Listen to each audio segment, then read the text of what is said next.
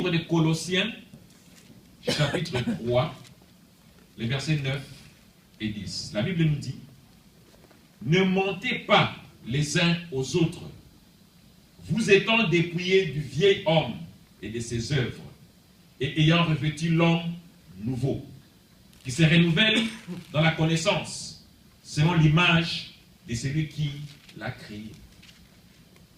Amen. Amen. Est-ce que vous comprenez quelque chose dans ce passage? Je ne pense pas.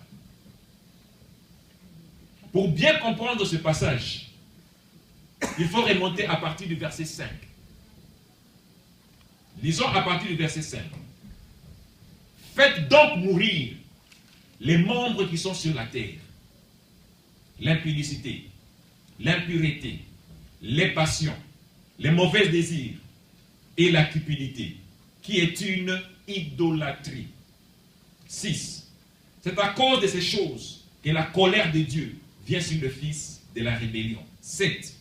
Parmi lesquels vous marchiez autrefois, lorsque vous étiez dans ces péchés. 8. Mais maintenant, renoncez à toutes ces choses, à la colère, à l'animosité, à la méchanceté, à la calomnie, aux paroles déshonnêtes qui pourraient sortir de votre bouche. Alléluia. Amen. Maintenant, vous pouvez comprendre qu'est-ce que le verset 9 et 10 nous dit. Il dit, ne mentez pas les uns aux autres, vous étant dépouillés du vieil homme et de ses œuvres, et ayant revêtu l'homme nouveau, qui se renouvelle dans la connaissance, selon l'image de celui qui l'a créé.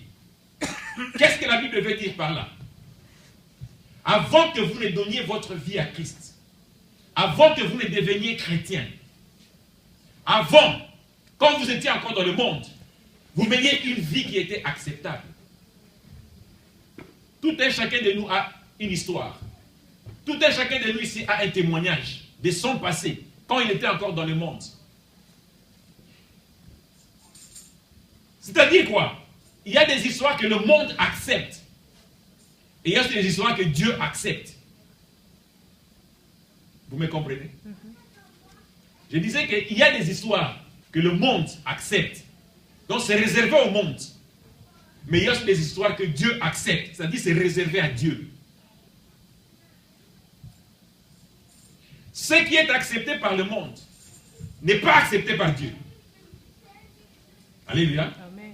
Et ce qui est accepté par Dieu n'est pas accepté dans le monde. C'est pourquoi les païens vous haïssent. C'est pourquoi les saulards vous fouillent. C'est pourquoi les fumeurs ne vous aiment pas. Galates chapitre 5, le verset 17 dit, Galates 5, 17, il nous dit, Galates chapitre 5, le verset 17 nous dit, car la chair a des désirs contraires à ceux de l'esprit. Vous comprenez maintenant? Que le monde et l'esprit ne peuvent pas se marier. Galates 5, 17 nous dit que car la chair a des désirs contraires à ceux de l'esprit, et l'esprit en a des contraires à ceux de la chair. Ils sont opposés entre eux, afin que vous ne fassiez point ce que vous voudriez. Le monde n'accepte pas ce que l'esprit fait. L'esprit aussi n'accepte pas ce que le monde fait. Ils sont opposés. Mais qu'est-ce que le monde fait?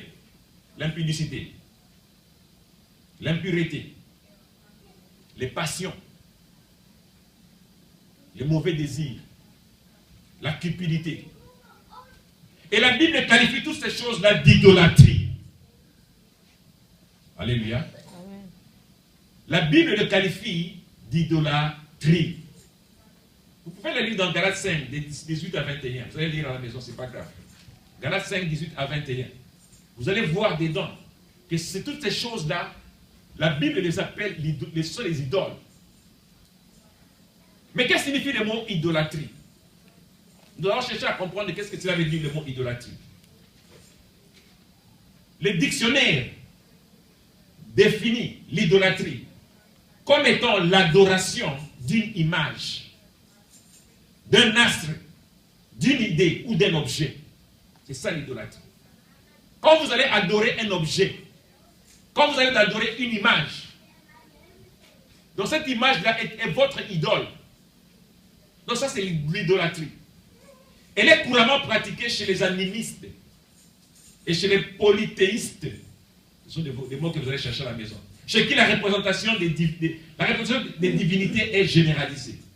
Elle consiste à rendre des cultes, des sacrifices, à offrir des offrandes et à adresser des prières à la chose sacralisée. L'idolâtrie est synonyme d'égarement. L'idolâtrie, ça signifie s'égarer. L'idolâtrie, c'est le fait d'adorer quelque chose qui est différent de tout puissant. Amen. Amen. L'idolâtrie, c'est le fait d'adorer quelque chose qui est différent de Dieu. Parce que l'un des commandements de Dieu, c'est quoi? Tu n'adoreras que l'Éternel, ton Dieu. Maintenant, quand tu adores une autre personne, quand tu adores une autre chose, tu fais l'idolâtrie. Tout ce qui n'est pas de Dieu est une idole. Le péché, c'est une idole. Alléluia. Amen. Alléluia. Amen. Le péché est une idole. Mais comment? Bien aimé, si tu t'accroches beaucoup au péché, alors ta vie va devenir péché. N'est-ce pas? Si tu t'accroches beaucoup au péché, ta vie à toi va devenir péché.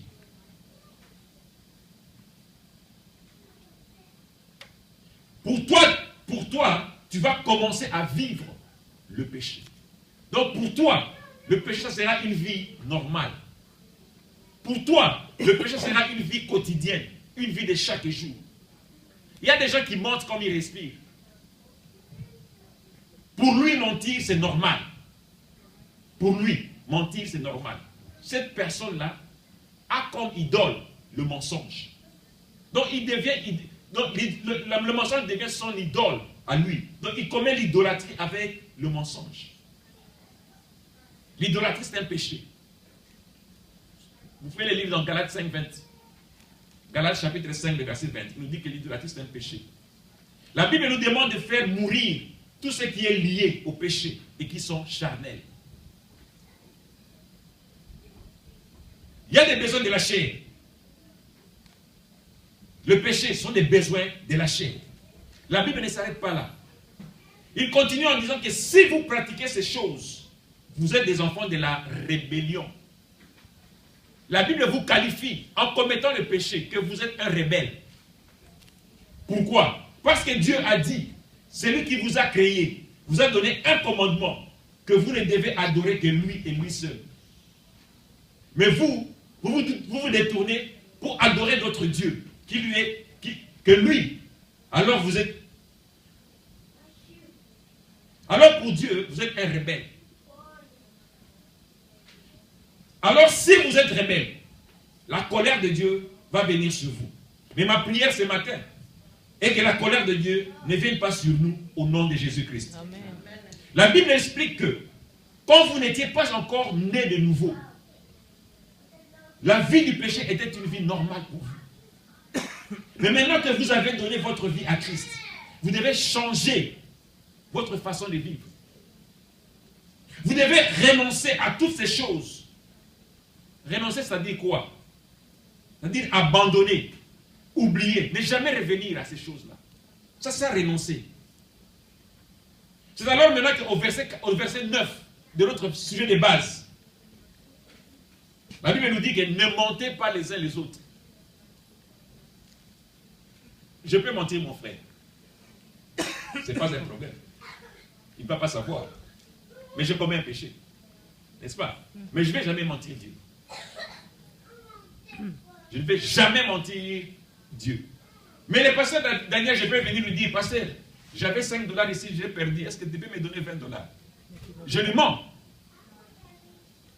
Lui, il ne sait pas. Il va me sortir $20, il me donne. N'est-ce pas? Moi, je vais dire, oh, j'ai gagné. Yes, I get it. Mais Dieu, on ne va jamais le mentir. Alors, amen. Amen. Maintenant, verset 9, il dit que ne mentez pas les uns aux autres. Vous étant dépouillés du vieil homme. C'est-à-dire que vous avez changé votre nature. Vous êtes devenu une nouvelle créature. Vous n'êtes plus l'homme que vous étiez auparavant, un pécheur, un soulard, un fumeur, une prostituée. Non. Maintenant, vous avez transformé votre vie. Vous êtes devenu une nouvelle créature, une nouvelle création.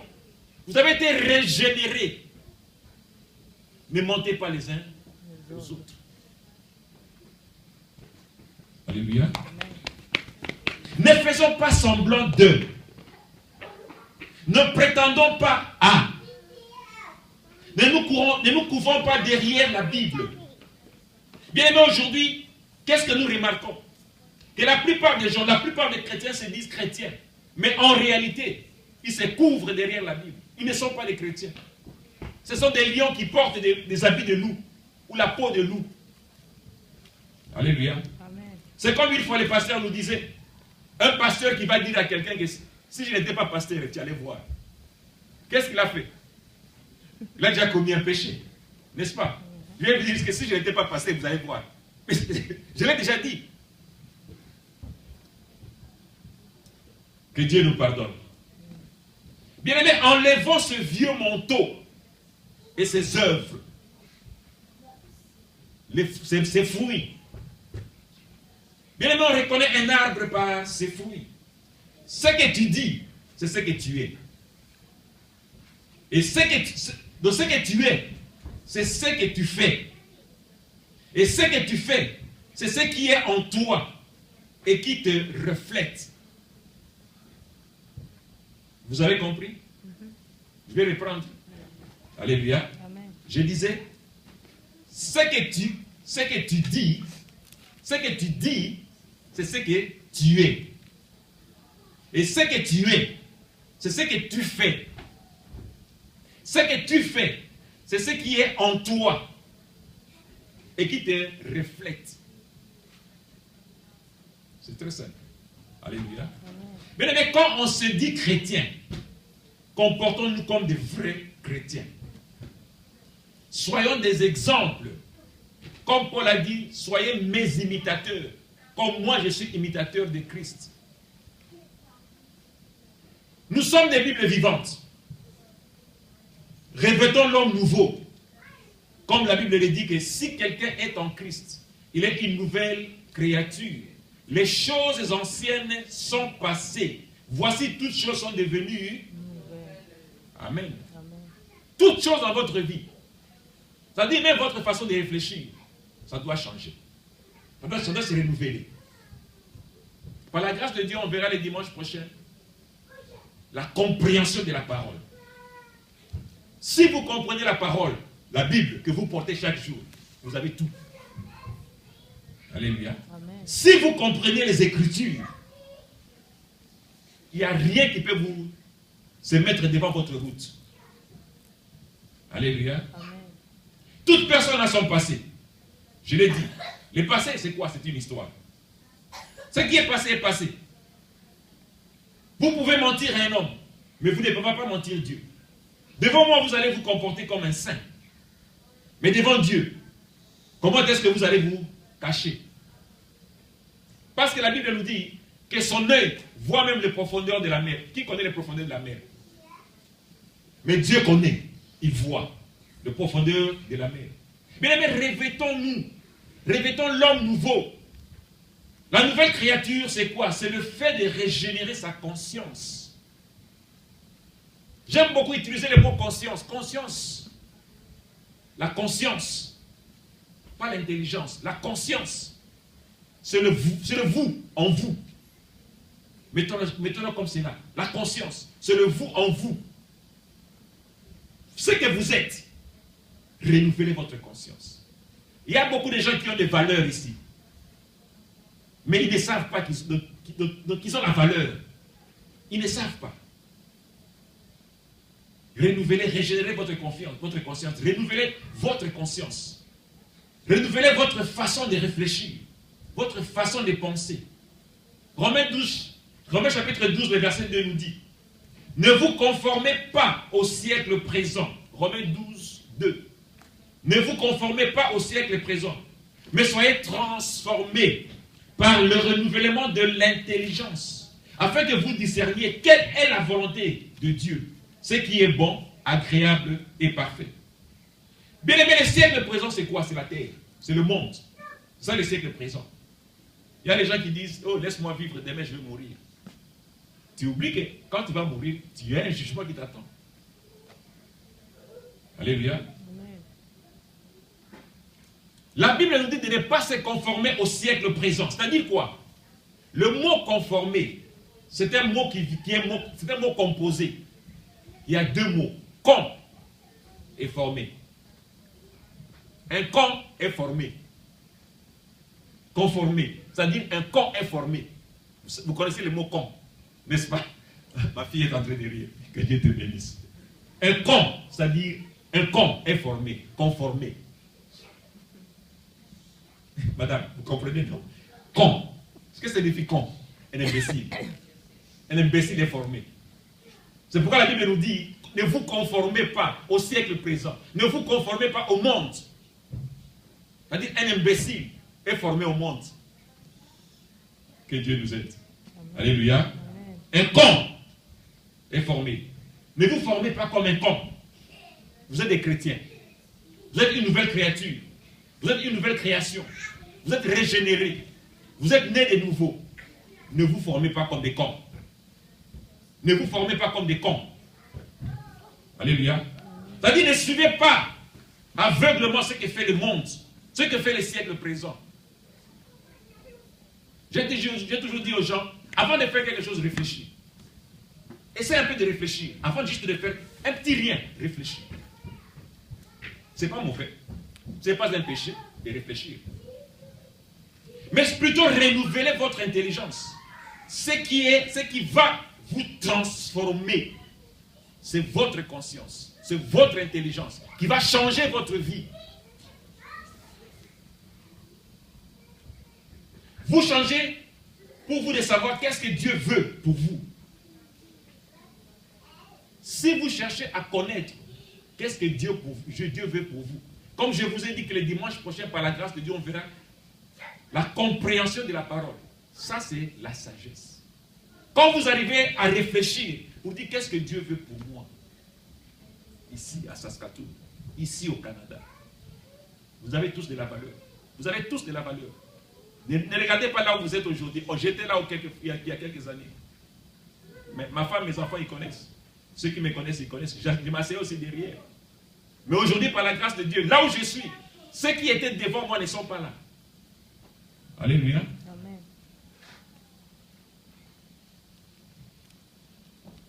Bien aimés, cherchons à faire ce qui est bon. Et c'est ça la sagesse. Vous devez ressembler à Christ. Parce qu'on vous appelle qui? Chrétien. Comme Paul l'a dit, soyez mes imitateurs, comme moi je suis de Christ. Soyez des imitateurs de Christ. Christ n'a pas marché dans le mensonge. Mais pourquoi est-ce que vous devez vous mentir vous-même? Alléluia. Amen. Je crois vous avoir dit un jour que la transformation d'un chrétien, ça vient de l'intérieur vers l'extérieur. Alors si vous voulez changer, commençons d'abord par votre façon de réfléchir à l'intérieur. Et la réflexion s'acquiert comment? Par la connaissance. Et d'où vient la connaissance? La parole de Dieu. C'est pourquoi la Bible nous dit que l'homme nouveau doit renouveler d'abord ses connaissances. Par rapport à qui? Par rapport à Dieu, celui qui vous a créé. 2 Corinthiens chapitre 3, le verset 18. 2 Corinthiens chapitre 3, le verset 18 nous dit, 2 Corinthiens 3, 18 nous dit, nous tous qui, le visage découvert, contemplons dans un miroir la gloire du Seigneur, nous sommes transformés en la même image, de gloire en gloire, comme par le Seigneur l'Esprit. 2 Corinthiens chapitre 3, le verset 18. Nous tous, c'est-à-dire tous chrétiens, nous tous enfants de Dieu. Il n'y a pas de distinction. Il n'y a pas de pasteurs, il n'y a pas de choristes, il n'y a pas de travailleurs, il n'y a pas de protocole. Non, nous tous. Tout le monde fait quelque chose dans la maison de Dieu. Amen. Amen. Même quand vous êtes assis là, quand vous priez, vous ne savez pas que Dieu écoute votre prière. Peut-être que l'église est soutenue à cause de votre prière, mais vous ne le savez pas. Alléluia. Nous tous. Après avoir renouvelé notre connaissance, après avoir reçu Christ comme Seigneur et Sauveur, nous ne sommes plus cachés devant Dieu. C'est pourquoi la Bible nous dit que le visage dévoilé. Quand une femme va se marier, elle met la voile, n'est-ce pas? Mais quand, après avoir comment on appelle ça? Après avoir fait les cérémonies, l'homme doit dévoiler sa femme. C'est-à-dire, il doit voir son visage. Mais qui parmi vous peut se cacher devant Dieu? Personne. Bien aimé, le péché nous éloigne de Dieu. Est-ce que vous le savez? Le péché, cela nous éloigne de Dieu. Quand le péché n'est plus là, vous devenez proche de Dieu. Le péché, ça nous éloigne de Dieu. Mais quand vous ne péchez pas, quand le péché n'est plus là, vous vous approchez de Dieu. Alléluia. Nous avons nos visages qui sont dévoilés, qui sont découverts. C'est-à-dire, un visage dévoilé, c'est quoi? C'est-à-dire, votre personnalité. Comme on dit à Lingala, je m'excuse, je n'ai pas la langue. Donc vous ne pouvez pas vous cacher devant Dieu. Ça signifie cela. Ne croyez pas que quand votre mère est là, ou quand votre papa est là, vous vous cachez, vous ne voulez pas vous habiller. Non, papa sort. Non, mais devant Dieu, il vous connaît. Vous n'avez pas jamais vous cacher. Bien aimé, quand nous regardons Christ, nous devons nous voir nous-mêmes à travers lui. Ou bien alors, quand nous nous regardons, nous devons voir Christ en nous. Vous comprenez? Quand nous regardons Christ, nous devons nous voir nous-mêmes en lui. Ou alors, quand nous nous regardons, nous devons voir Christ en nous.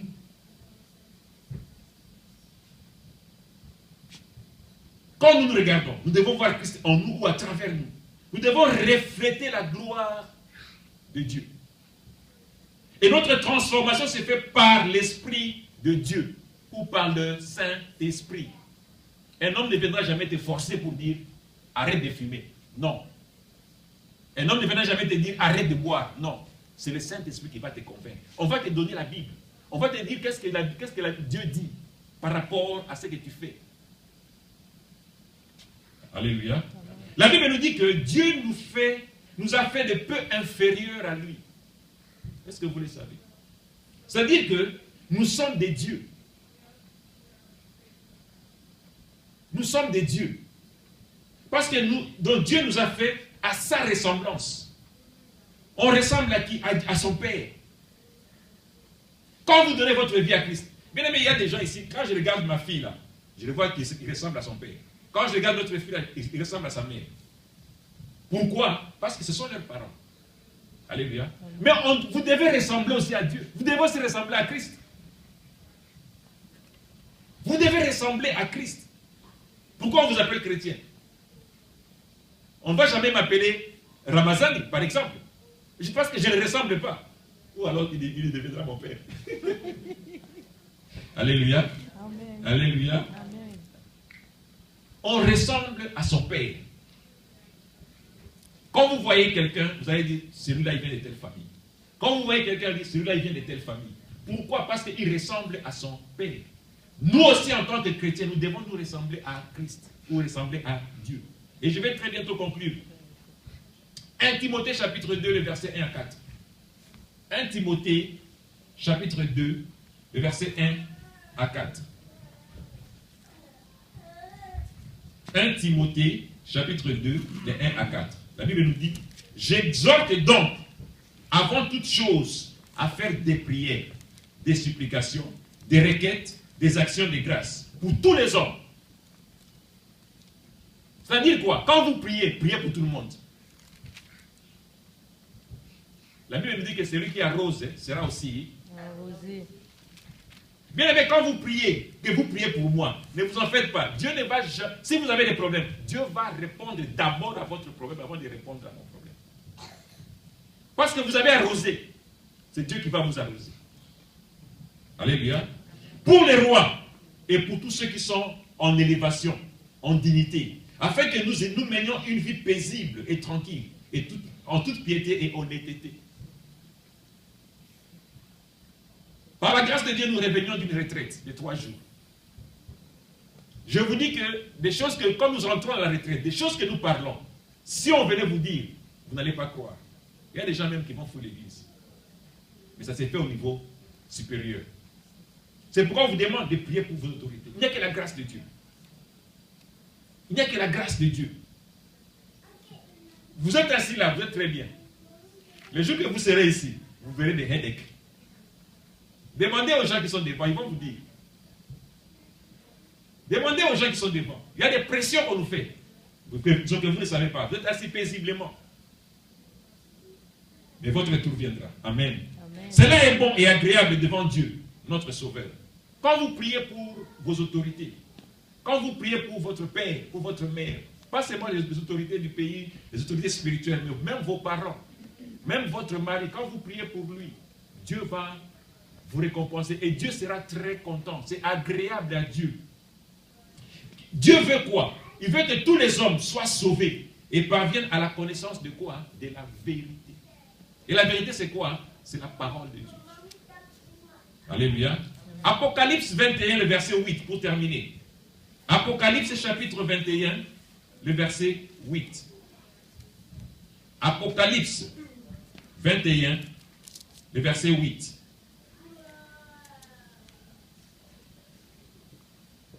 Apocalypse chapitre 21, le verset 8. Je lis. Mais pour les lâches, les incrédules, les abominables, le meurtrier, les impudiques, les enchanteurs, les idolâtres et tous les menteurs, leur part sera quoi? Leur part sera dans l'étang ardent de feu et de soufre. Ce qui est quoi? La seconde mort. Les gens croient que quand ils montent ici au monde, ils s'arrêtent là. Ils se limitent là. Ce n'est pas ça. Regardez maintenant, quand vous montez les uns les autres, vous voyez les conséquences. Vous voyez là où vous allez terminer. Ce n'est pas moi qui l'ai dit, c'est la Bible. Mais ma prière ce matin est que personne dans ce ministère puisse terminer dans cet endroit-là au nom de Jésus-Christ. Amen. Il dit les lâches, les incrédules, les abominables, le meurtrier. Il faut avoir la grâce de Dieu pour être sauvé comme ce meurtrier sur la croix du Calvaire, qui était à côté de Jésus-Christ et qui avait pris conscience. Il avait renouvelé, il était speedy, comme on dit les anglophones. Il était rapide. Il avait compris que non, ce monsieur, c'est la vie. Et si je me confie à lui, je vais vivre. Il a dit, souviens-toi de moi quand tu seras chez ton Père. Et qu'est-ce que Jésus lui avait répondu? Aujourd'hui même. Alléluia.